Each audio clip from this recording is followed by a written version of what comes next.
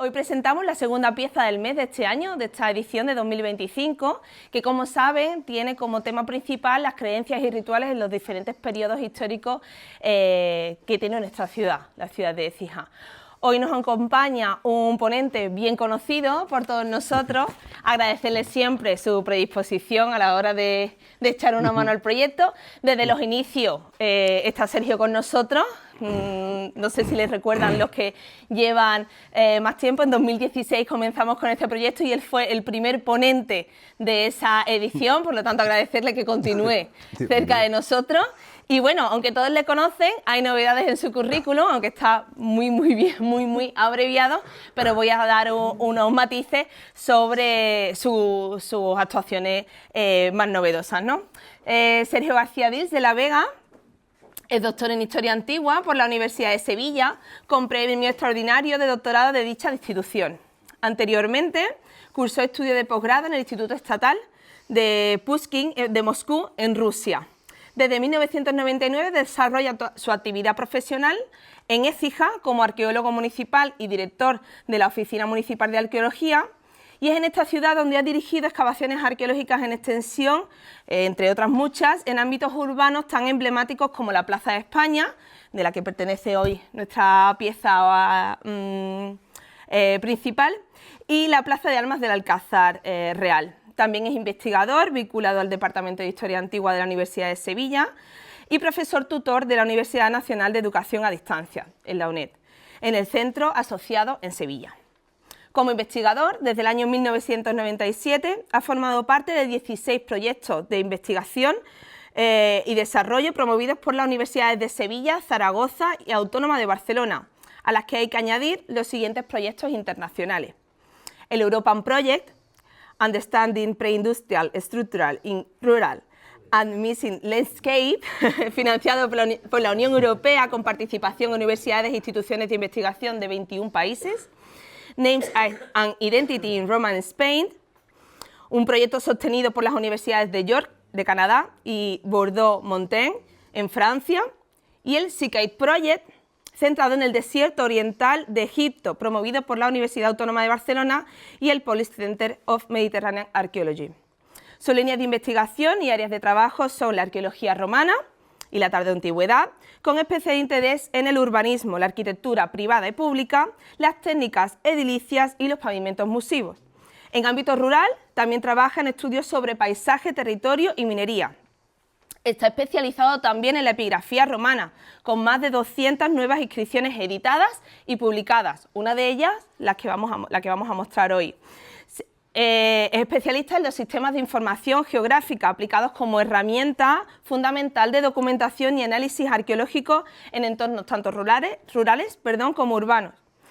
Y es especialista también en la redacción y gestión de planeamiento de protección del patrimonio histórico, artístico y arqueológico. En estos campos de especialización, desde el año 97 ha publicado más de 150 artículos en revistas científicas, capítulos de libros y actas de congresos, así como monografías.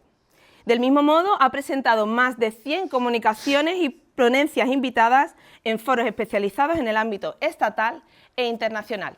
Sin más, le dejo con Sergio. Muchas gracias. Muchísimas gracias. Bueno, Dios mío. Bueno, muchas gracias. Pues la pieza que vamos a ver a continuación, quizá, a pesar del aspecto así árido que tiene, es una de las que más relevancia histórica tiene del conjunto, del rico conjunto epigráfico que tenemos aquí en Colonia Augusta Firma, y tiene una especial relevancia porque vincula a la ciudad con un mundo muy complejo que es el del culto imperial, es decir, toda esa faceta de la religión oficial romana. No estamos hablando de religiosidad privada, de creencias particulares, sino de la religiosidad oficial del Estado romano. Y hay que decir que son muy pocas las inscripciones que han quedado de esta temática. Las más relevantes están en la propia Roma, por ejemplo, las actas de los hermanos Arvales, de esa cofradía religiosa que eran los Arvales, y fuera de la capital del imperio, pues tan solo tenemos ejemplos muy puntuales como uno en Sarmizegetusa, en la Dacia, en la provincia Dacia, y esta pieza que tenemos aquí en Écija. Por supuesto, en este género y con este nivel de conservación, pues es totalmente única en el conjunto de la península, pero lo que vamos a hacer a continuación es contextualizar la pieza en su contexto arqueológico y, sobre todo, explicar qué es lo que hace aquí. Lo primero que tenemos que tener en cuenta, si hablamos de religiosidad oficial, es dónde apareció la inscripción. La inscripción apareció prácticamente in situ, vinculada al templo principal de Colonia Augusta Firma. Pensad que las áreas forenses, estas amplias áreas forenses de las que disfrutaba la colonia, estamos hablando de casi 4 hectáreas de plaza pública, estamos hablando de 36.000 metros cuadrados de plaza. Para que os hagáis una idea, el salón, la parte que hay dentro de la banda de rodadura, tiene 4.000 metros. Pues imaginad, estos son 36.000, es una barbaridad. Pero esto tiene una explicación, porque no se trata este espacio solamente del corazón de la propia Écija y su territorio, sino que estamos hablando del corazón de un amplio territorio interior de la provincia bética romana, que es el Conventus Asti Gitanus. Estamos hablando de un área de 18.000 kilómetros cuadrados, cuya cabeza era precisamente Astigi, Colonia Augusta Firma, que por eso le da nombre a toda esta demarcación. Por eso se llama el Conventus Asti Gitanus. Hay que pensar que viene desde Sierra Nevada al este, es decir, la misma Granada estaba en su interior. También estaba en el interior de este territorio la actual Jaén, y por el sur también tenemos a Antequera, y por el oeste pues llegaba hasta el río Corbones. Es decir, cuando hablamos de estas amplias áreas forenses o de estos cultos públicos, no tenemos que pensar en la ciudad, por muy rica y poblada que fuese, sino que tenemos que hablar de un espacio de representación y un espacio de culto religioso que engloba estos 18.000 kilómetros cuadrados.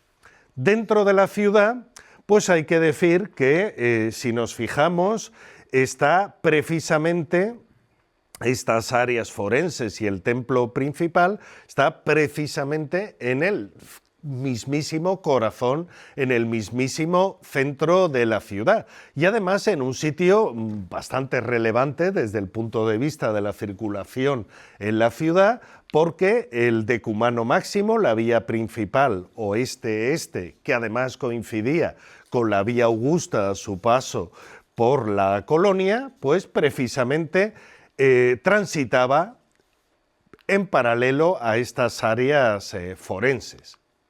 Si nos acercamos al espacio del que estamos hablando, como comentaba, tiene prácticamente 36.000 metros cuadrados, de los cuales hay una parte, desde el punto de vista religioso, que es fundamental, que es en parte coincidente con la Plaza de España, que es lo que denominamos el témenos. ¿Qué es el témenos? Pues ni más ni menos que donde se desarrollan los cultos principales, los cultos religiosos principales de la ciudad romana. Después, estos espacios irán creciendo hacia el oeste, hacia el este, a medida que se va desarrollando la ciudad, pero en su misma fundación, de la mano de Augusto, pues originalmente lo que teníamos aquí es un templo sobre podio con un estanque trasero. Después se irá monumentalizando, pero eso vendrá con el desarrollo de la ciudad. Aquí, pues como decía, tuvimos la oportunidad de excavar en extensión en la parte noroccidental de este recinto de culto, en la Plaza de España, y aquí concretamente lo que encontramos son dos vías sucesivas orientadas de norte a sur, lo que denominamos cárdines, así como un decumano, es decir, una vía oeste-este, que delimitaban una serie de manzanas domésticas, de las que hoy no vamos a hablar, y el área de culto, un área de culto que vemos mejor desde la perspectiva de San Francisco, que estaría delimitada de la forma que vemos aquí. Es decir, tendríamos estas vías que rodean al Témenos y en el interior pues tenemos una serie de estructuras que veremos a continuación. Por cierto que todo esto que vemos, que hay tumbas y tal, esto pues evidentemente es de otras fases históricas. Si vemos una perspectiva cenital de la parte que excavamos, pues en primer lugar tenemos que hablar de las infraestructuras, es decir, está rodeado este espacio de un área de tránsito pavimentada con grandes losas y una cuestión sobre la que me gusta incidir al hablar de Écija es todas las infraestructuras de las que se dotó a la ciudad desde su misma fundación y no se descuidó en absoluto la cuestión de la evacuación de las aguas pluviales y las aguas residuales, es decir, pensad que toda esta zona pública pues está dotada de una cloaca que permite evacuar todas las aguas que caen hacia el Genil. Muchas veces cuando se habla de hay que ver los romanos, lo listos que eran, se pone un ejemplo que es mentira. No sé si recordáis en Pompeya que tiene como pasos de peatones que pasas por las piedras. Eso es todo lo contrario. Pompeya es una ciudad que no tenía una red de saneamiento. Entonces utilizaban las calles como ramblas y eso era un desastre porque el agua te llegaba casi a la rodilla cuando llueve. Entonces esos pasos de peatones que hay en Pompeya precisamente es un reconocimiento de que no tienen infraestructuras.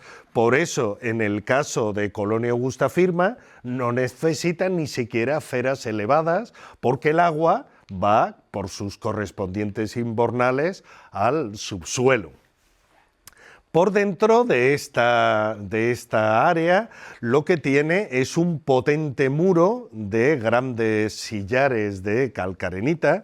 Fijaos que esto pues es un jalón de 2 metros y lo pequeñito que se ve aquí. Este apareció en la Plaza de España, concretamente entre lo que fue el Banco Central, haciendo esquina, y la esquina de San Francisco. Es decir, esa línea que hoy día delimita el aparcamiento subterráneo, pues era un potentísimo muro de bloques de calcarenita. ¿Por qué hacía falta un muro tan potente para delimitar el Témenos? A veces en las películas se ve el foro pues siempre como un área abierta, pero pensad que hay toda una serie de objetos de culto, objetos religiosos de gran valor que había que proteger, de manera que el área del Témenos sí que estaba completamente cerrada y además contaba con sus puertas de acceso, una de ellas que está delante de San Francisco iría aquí en esta parte, pues esta que veis aquí es una puerta de la que nos han quedado huellas del encastre de los goznes de las puertas que tenía, es decir, que esto se cerraba convenientemente fuera de las horas de servicio. Aquí, como decía, lo que primitivamente fue un templo sobre podio en época de Augusto se va monumentalizando y vemos cómo en la segunda mitad del siglo I, ya a partir de época Flavia, pues se dota de un área porticada con hasta 120 columnas. Imaginemos la monumentalidad de un verdadero bosque de columnas con más de un centenar de ellas. Y estas columnas son precisamente las que podemos ver reutilizadas por toda Écija, son todas primas hermanas, las vemos en Santa Bárbara, las vemos, por ejemplo, en Puerta Cerrada, haciendo esquina. Pues estas columnas además están traídas de lugares bastante alejados. Pensad que vienen de la Tróade, en la actual Turquía, y de Italia principalmente. Tenemos la suerte de haber encontrado esta inscripción de finales del siglo II, principios del III, que incluso nos informa del nombre que tenía esa área porticada, que era las Porticus Munatianae. ¿Por qué se llamaban así? Porque una familia notable de la Écija romana, la gens Munatia, pues en un momento determinado donó a la ciudad esa ornamentación arquitectónica y a cambio sabéis que la obra pública romana en general se sufraga con capital privado.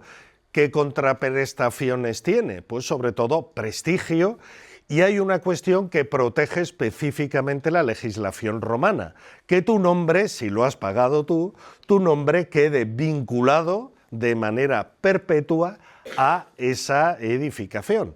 Y en este caso se cumple porque estamos hablando de que esto se construyó en torno a los años 60-70 de nuestra era, y más de un siglo después, cuando se aborda la reconstrucción, porque había que hacer obras de reparación, pues todavía se mantiene su nombre original. Por cierto, que es muy interesante que la fórmula que se utiliza es que son los astigitani, es decir, los ciudadanos de Astigui, de la caja pública, los que sufragan la reconstrucción. Esto da para otra charla, pero pensad que a veces estos regalos a la ciudad son regalos envenenados, porque te regalan una edificación, pero el mantenimiento ya es cosa tuya. Entonces, por eso en esta inscripción se hace constar que la restauración pues son los astigitani los que se tienen que rascar el bolsillo para reconstruirlo. Esto pues son temas bastante interesantes para entender la mentalidad romana. Lo más importante que tenemos aquí, y que fue uno de los descubrimientos más relevantes que tuvimos en la plaza, es la base de ese templo sobre podio. Veréis que está hecho en piedra local, en calcarenita, IVA estucado, no es de mármol, no es de granito. ¿Por qué? Porque estamos hablando del momento en que se está fundando la ciudad. Todavía no se han abierto esas rutas comerciales, ese acceso a las canteras de piedra ornamental, y lo que se hace en este caso es recurrir a lo básico. Tenemos un paralelo muy interesante en Mérida, porque este templo, el denominado habitualmente como Templo de Diana, se levanta exactamente en los mismos momentos. Estamos hablando de una coyuntura en la que el ejército romano que ha combatido en las guerras cántabras empieza a ser desmovilizado y se reparten tierras entre esos veteranos militares, esos colonos, y se les asienta en una serie de ciudades que se fundan prácticamente a la vez. Estamos hablando de Caesar Augusta, la actual Zaragoza, o Augusta Emérita, que es Mérida, y por supuesto Colonia Augusta Firma, que es Écija. Y todos estos sitios, pues en el momento en que se fundan, pues tienen que tener su templo fundacional, y en este caso el nuestro está bastante maltrecho porque solamente queda la base, pero son absolutamente análogos. Y tan análogos son como que el templo de Mérida tenía también estructuras hidráulicas, unos estanques laterales que formaban parte del complejo. Fijaos lo similar que es al de Écija. Tiene un área porticada, ojo, en este caso simple, la de Écija era doble, tenía dos columnas de fondo. Está cerrado este témenos también y además tienen su templo sobre podio con sus estanques laterales. En el caso de Écija, pues el estanque está detrás y también hay que decirlo para quien conozca los de Mérida, que el estanque de Écija es 4 veces más grande que los de Mérida, es decir, es un estanque tremendo. Este estanque lo excavamos en dos fases. Pensad que tiene 25 metros de largo y 7 de ancho. Es prácticamente media piscina olímpica y encontramos el estanque completamente relleno de los restos del propio templo sobre podio, así como de los elementos ornamentales. Este pues es el estanque que conocéis de sobra, que está en la plaza, y veis que está en un estado de conservación realmente espectacular. Por cierto que esto no lo hemos restaurado, es decir, esto es tal como nos lo encontramos en la excavación. Lo único que hicimos es alguna intervención puntual de conservación preventiva, pero el estanque está tal cual nos lo encontramos cuando lo excavamos. En el estanque, como decía, hemos encontrado de todo, solamente por hacer una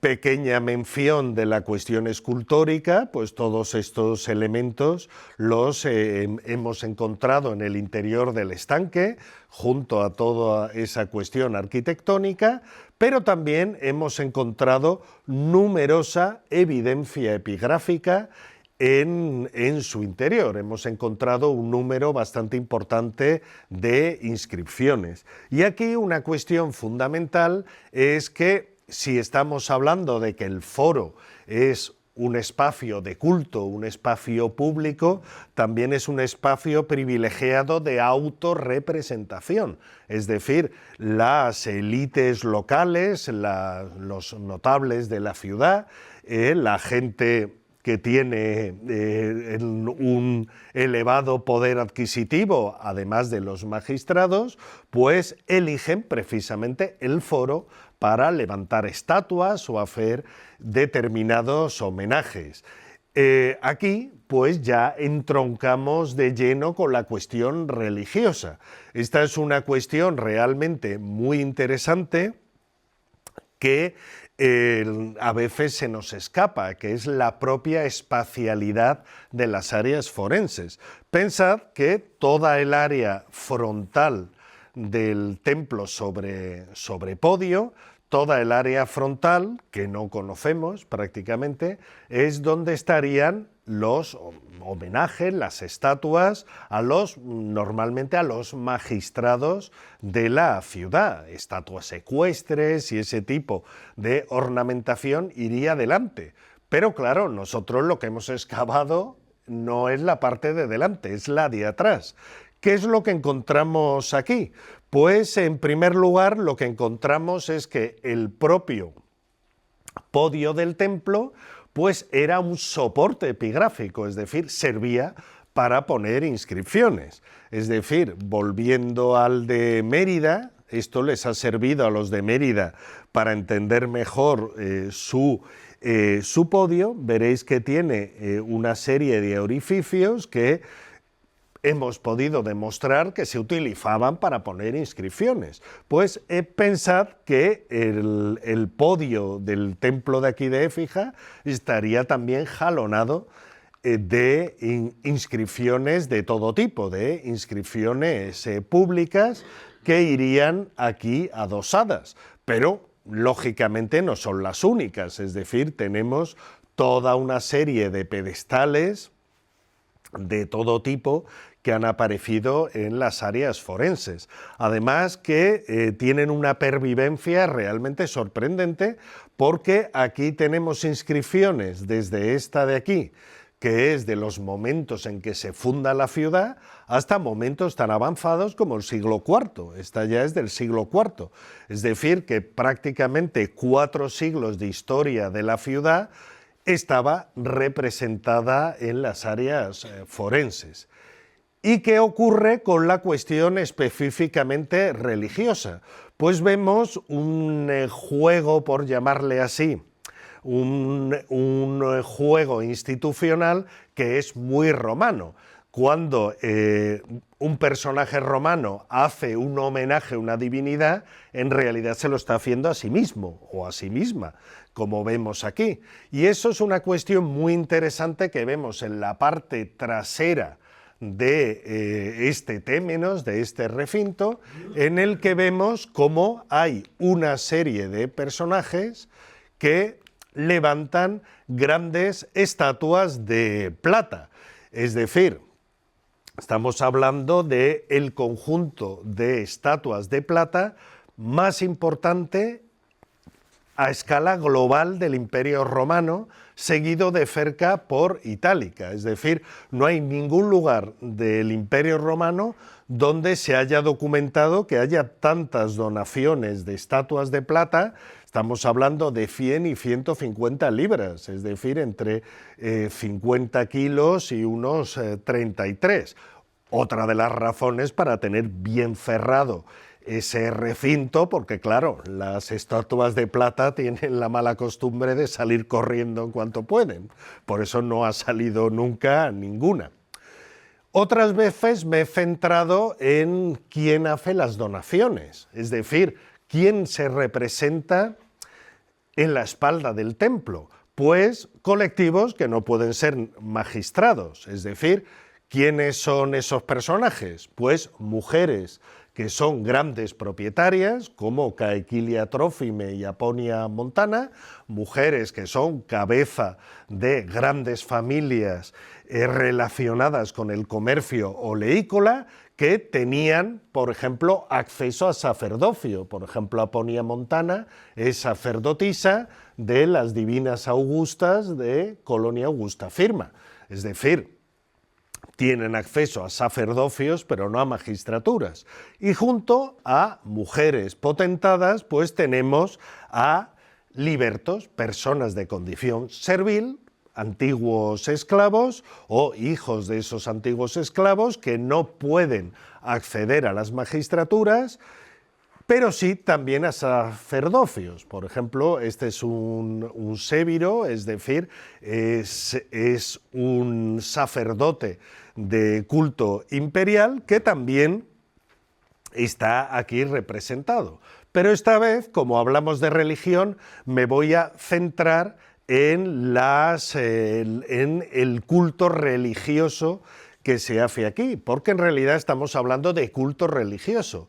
Lo que pasa es que, como decía, aquí se trata de hacer un culto religioso, pero en realidad lo que te estás promocionando es a ti mismo o a ti misma.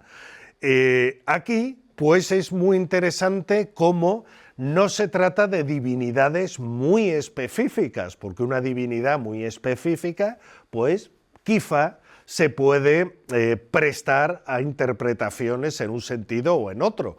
Es decir, no son donaciones a Júpiter, a Marte, a las grandes divinidades, sino que es muy interesante que están dedicados estos pedestales al bonus eventus, que es algo así como la buena suerte, el buen suceso, es decir, el tener sencillamente prosperidad, por ejemplo, en los negocios.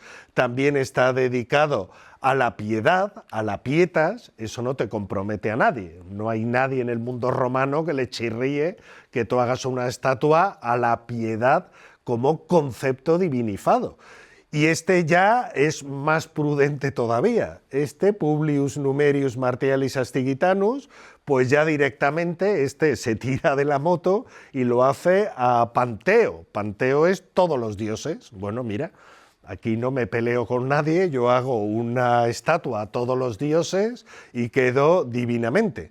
Hay otras, como esta, que solamente vemos que pone signum M, no se ha conservado más, y por eso puede ser Minerva, puede ser Marte, es decir, es una cuestión pues que se nos escapa porque hemos perdido el resto del texto. Estos conceptos pues están bien representados en el conjunto del Imperio Romano, es decir, aquí tenemos al bonus eventus, la forma que había de representarlo, y aquí pues en este recinto de culto se trata, como vemos, más que nada de conceptos positivos que son divinizados y no se trata tanto que se le rinda culto, sino que es una cuestión que, bueno, atrae la buena fortuna y la prosperidad y a todo el mundo pues le tiene que gustar.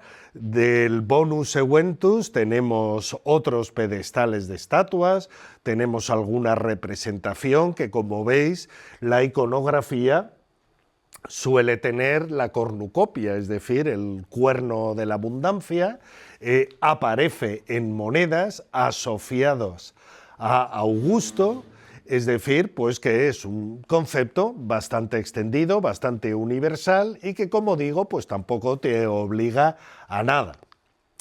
También tenemos la pietas, es decir, la pietas es un concepto también abstracto al que se le dedica una estatua, aparece de una forma bastante abundante en la numismática romana y, como digo, pues es algo que a nadie le va a parecer mal en el conjunto del mundo romano, porque estamos hablando de abstracciones de un contenido, una carga bastante positiva. Cuando hablamos de piedad, en este caso estamos hablando, por ejemplo, los valores de respeto a la familia, a los antepasados, ese tipo de contenido semántico tendría la pietas.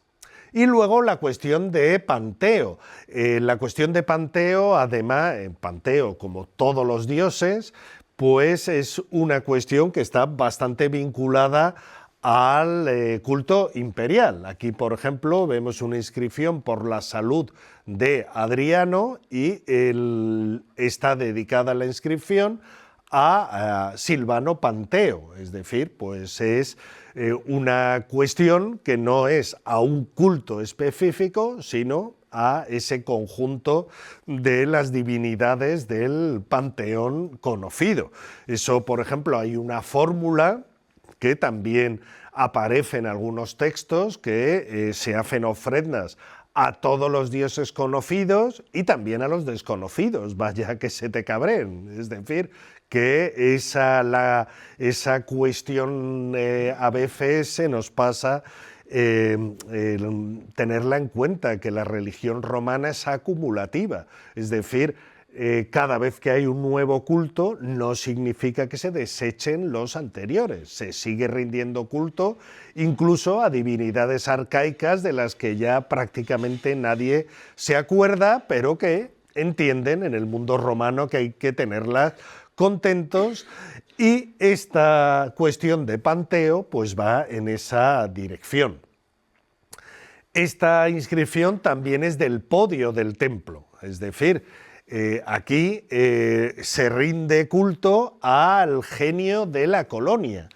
El genio de la colonia es una cuestión desde el punto de vista ideológico realmente muy interesante en el mundo romano. Cada ciudad tiene, por decirlo así, su propio genio protector, y ese genio protector está encarnado en una imagen y un culto. Esto hago un pequeño excurso de cómo el cristianismo, cuando se convierte en religión del Estado, pues tiene que lidiar con estas cosas, porque claro, en las ciudades entienden que, muy bien, vale, si yo soy cristiano, creo en Dios, en Jesús, estupendo, pero hombre, mi ciudad tiene su genio y también tengo que rendirle culto. Y ese es el origen a que las ciudades tengan que crear su patrono o su patrona. Es decir, cuando los padres de la Iglesia tienen que lidiar con ir limando asperezas con el mundo tardopagano, pues directamente o tienen su mártir o tienen su santo, y si no, pues no pasa nada, se inventa y ya está. Es decir, que el origen de tener determinadas advocaciones o tener determinados santos, santas como protectores de una ciudad es absolutamente romano, es decir, pues entra dentro de la religiosidad estatal y aquí, pues adosado al podio, tenemos los restos de dos inscripciones dedicadas precisamente a este genio de la colonia, del que no nos ha quedado en éfija ninguna imagen, pero que normalmente pues, son representaciones como estas, es decir, es un genio que normalmente está encarnado, como en este caso, pues como un personaje totalmente neutro que hace como de paterfamilias, como cabeza de familia de la comunidad cívica de la ciudad.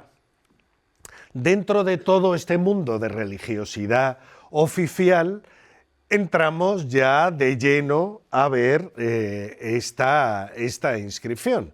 Y hay que decir que la encontramos hace justo 20 años, en abril de 2005, concretamente en la parte del estanque que estaba enfrente del que entonces era el Gasolina. Aquí, pues, en esta parte del estanque, en cuanto empezamos a excavar, pues ya veis que encontramos todo tipo de elementos arquitectónicos del templo, y en cuanto empezamos a bajar, pues ya nos apareció absolutamente de todo, es decir, nos apareció todo tipo de elementos, desde capiteles de pilastra, restos de estatuas y, como no, inscripciones, es decir, en concreto, esta inscripción de aquí.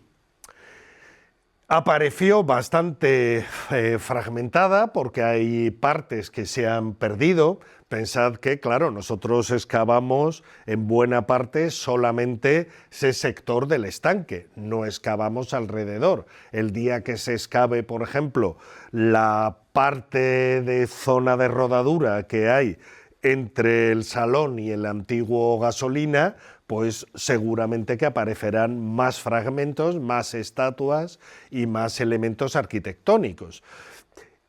¿Qué es lo primero que nos llamó la atención en cuanto apareció?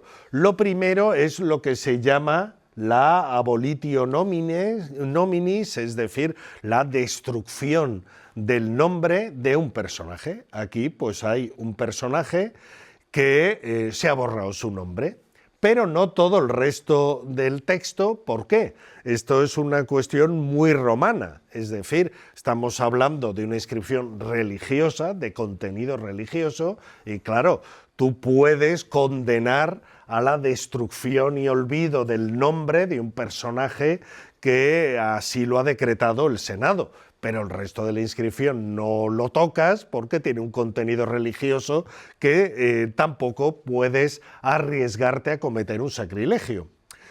¿Qué personaje tenemos aquí? Pues por el contenido del texto, pues pudimos ver que se trataba del emperador Cómodo. Estamos hablando de Cómodo, que es uno de los que su nombre fue destruido. El contenido del texto, también lo segundo que nos llamó la atención es que usa un formulario, usa un latín muy arcaico, es decir, está utilizando unas fórmulas realmente muy antiguas y, digamos, muy solemnes. Rápidamente, como esas fórmulas se repiten una y otra vez en la propia Roma, en la capital imperial, pues vimos que es que prácticamente la totalidad del cuerpo central del texto coincide con las actas de esa cofradía que son los arrabales, de manera que rápidamente pues pudimos reconstruir qué ponía aquí. En cuanto a cómodo, que no se me pase, aquí tenemos al personaje, ya sabemos, en Gladiator es el que aparecía, que evidentemente no se parece al cómodo que conocemos, y el tercer elemento que dota de contenido a esta dedicación es precisamente quienes suscriben este voto. ¿Y de qué se trata? Esto es lo que se llama una nuncupatio votorum y esto coincide normalmente con momentos importantes del año, es decir, se trata de unos votos solemnes que hacen toda una serie de personajes que aparecen aquí firmando y que coincide con el cumpleaños del emperador o con el año nuevo. En este caso, lo que se hace es pedir de forma solemne por la salud del emperador y de la casa imperial. Y para que conste, todos los que sufragan ese voto público, porque es un voto que también hay que pagarlo, porque estamos hablando de sacrificios solemnes, de ceremonias religiosas, y quieren dejar constancia los personajes que lo han pagado, desgraciadamente pues no se han conservado muchos, pues un tal Valerio Celso, Mamius, Cornelianus podría ser, todos estos personajes pues lo que hace es suscribir ese voto público por la salud del emperador. También hay comunidades y nos llama especialmente la atención que aquí aparecen los cilitanos. Los cilitanos, estamos hablando de una ciudad que está en el actual Marruecos, está en Mauritania, es decir, que incluso vemos como en una ciudad principal, que es cabeza, es sede de un conventus juridicus, como decíamos, de gran extensión, pues incluso hay comunidades de fuera incluso de la provincia bética, que vienen aquí a suscribir este voto junto con personajes particulares. Esta cuestión de los votos por la salud del emperador, esto es algo que se ha ido perpetuando, es decir, pues siempre nos suena familiar, pues, por ejemplo, en los cultos cristianos, pedir por la salud de determinado personaje, que puede ser el arzobispo, que puede ser un familiar, etcétera, etcétera. Eso, pues, es algo que se hacía de forma recurrente en el mundo romano y que era uno de los pilares de la religión cívica. Ya que hablamos de cristianismo y estas cuestiones, este tipo de culto tiene unas derivadas muy interesantes. Nos suena a todo el mundo esa cuestión de la persecución de los cristianos. Y hay veces que no se explica bien, porque hay quien dice, pero vamos a ver, ¿no hemos quedado en que los romanos creían en lo que les daba la gana? ¿Por qué los persiguen? Por precisamente esta cuestión. Es decir, el mundo romano tenía una libertad religiosa absoluta. Uno podía creer en Némesis, en Mitra, en los cultos mistéricos de Isis, en lo que le diese la gana. Pero había algo que era absolutamente troncal en la religiosidad pública, y es, en época imperial, el rogar por la salud del emperador y de la casa imperial. ¿Y qué ocurre? Pues que los cristianos se niegan a ese tipo de religiosidad pública, es decir, a esa cuestión de a lo mejor ir a quemar incienso por el emperador, porque es una cuestión que está a caballo entre rendirle culto a la propia persona del emperador, a caballo entre eso, o simplemente rogar en abstracto por la salud sin más connotaciones. ¿Qué ocurre? Que en las comunidades cristianas se entiende esto como una forma de religiosidad en la que se está rindiendo culto al emperador, por eso le llamamos culto imperial. Y es esa negativa a participar en estas nuncupationes votorum, es esa negativa la que produce que el Estado romano pues vea con recelo, bueno, esta gente que pasa, que no quiere rogar por la salud del emperador. Es lo que provoca esas persecuciones, es decir, que es la clave con la que tenemos que interpretar esto. Para terminar, pues vuelvo a insistir en lo que comentaba al principio. La cuestión del culto imperial es bastante debatida en el Imperio romano de Occidente. En el de Oriente no tanto. ¿Por qué? En la zona oriental del imperio, estamos hablando del mundo griego, el mundo egipcio, les parece lo más normal pues que el emperador sea una figura divina. ¿Por qué no?